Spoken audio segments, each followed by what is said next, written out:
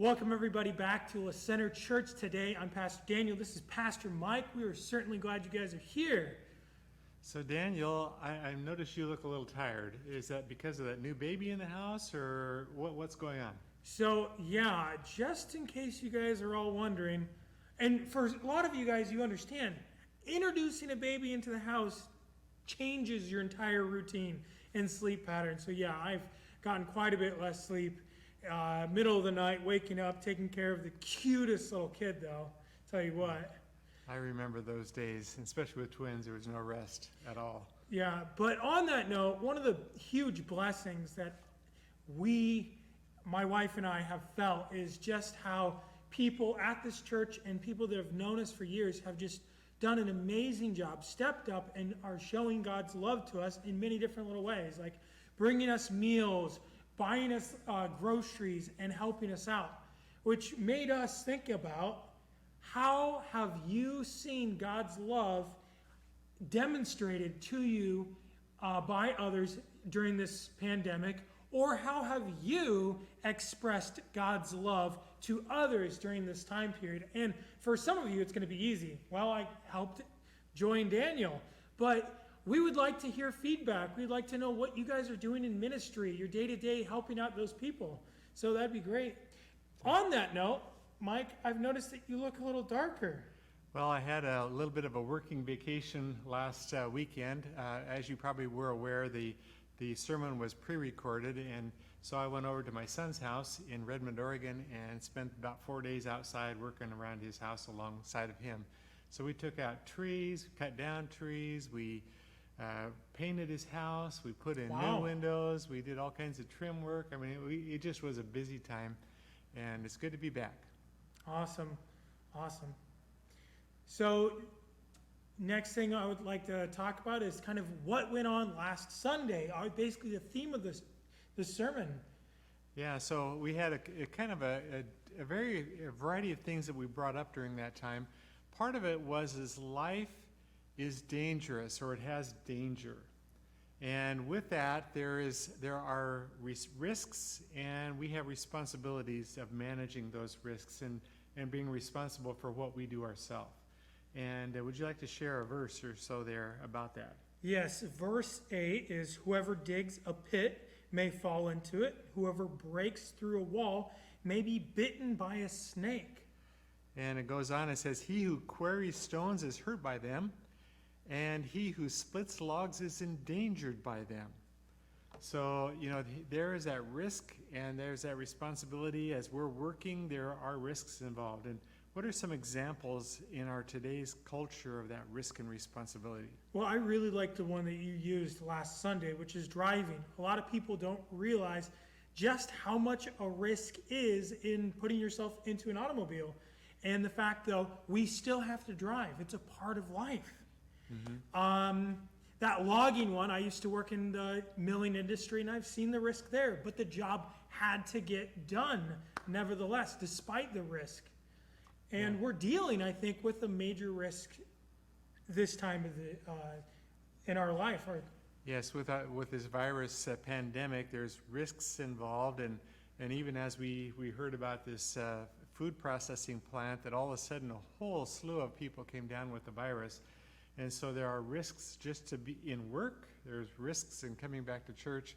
And so that's part of the discussion, is how do we reopen as a church, and how do we accommodate for those risks, and how can we be responsible? And so what are some things that we can do, Daniel? And that's exactly right. There's the idea of being wise with our responsibilities. And one of those ways is we are offering our parking lot for those that are not comfortable in a group setting. And you can just sit there, listen to the sermon, wave to others that are in cars next to you, and get a sense of camaraderie. But we go a little bit further. You can come in and grab a cup of coffee if you so desire. Yeah.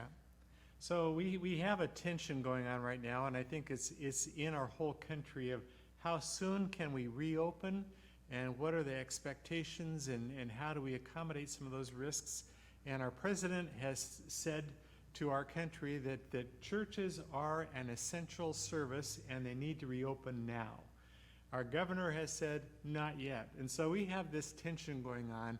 And so one of the things that we want to do is to kind of provide opportunity to reduce some risks. And as people start coming back to our facility, what are some things besides the parking lot that we will do? So we've purchased some masks, and these are some high quality masks that you can wear just in case you are nervous about your health during this time period.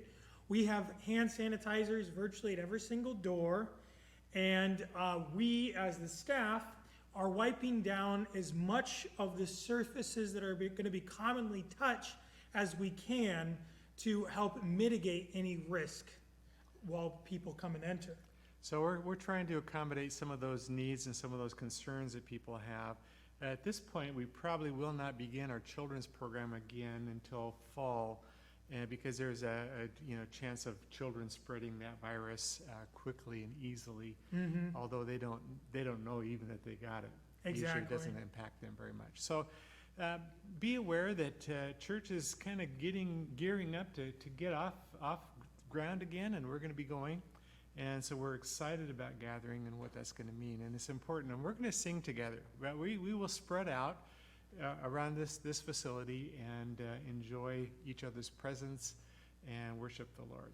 It's true, when it comes down to the church, part of it is the gathering of people, which is something that I think that a lot of people need. They need fellowship.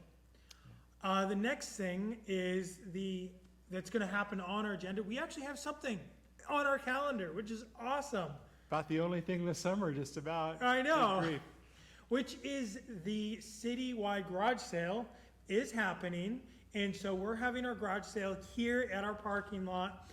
And so if you have something, I know Goodwill is closed, so you might have a few extra things that are of value that you don't want to just throw away. Bring them down to the church so that we can sell them and help fundraise. And what are some of the fundraisers that we've tend to do? This year we're putting it toward the playground equipment, and our preschool has raised about $4,000 to $5,000 already for playground equipment, and we'd like to add another $1,000 to that if we could. And so we're looking forward. Actually, they've raised about $9,000. I'm wrong in that. Yeah, I was thinking that. And so we want to add another $1,000 to that, so we can start a kind of a new structure in the playground. It's never too late for spring cleaning. Might as well do it now. And if there's something of value just tucked away that you want to get rid of, bring it down to the church. If we're not there, what would be a good time for them to drop it off? Well, usually we're here in the morning on Monday and Wednesday. Well, we're here almost all day those 2 days. And Daniel and I are here usually on Tuesday and Thursday as well. So, you can drive by. If there's a car around, just come on in and we'll open up the door where you can place those things. Awesome. So some other things that are going on is we're trying to make the church very attractive and take care of its appearance, as well as kind of make it sparkle. And we have a variety of things we'd like to involve you in if you have some extra time to make it sparkle. What are some of those things, Daniel? So one of them is outside. We have the flower boxes that are in the front of the church, and they are very lonely because there's no flowers in them. And usually the kids ministry takes care of it. Mission Possible fills those things, but because it's closed, we're wondering if someone will provide the flowers. If they just want to use their green thumb and plant some flowers, that'd be great. But there's so many different things. There's weeding, there's painting, there's cleaning. We just want to be good stewards for our building. So this coming Sunday, as we meet together, I'd like to read a verse that we went over last week on Sunday. It says, "Even when the fool walks on the road, he lacks sense." And he says to everyone, he's a fool. So the question is, how do you identify a fool? Well, we're going to see that this week, and we're going to see that by his words and his actions, that you can identify a fool. And we're going to learn more about the character of the fool from Ecclesiastes chapter 10, verses 12 through 20 on Sunday. So tune in. So guys, thank you guys once again for tuning in to La Center Church today. Have a fantastic and blessed day.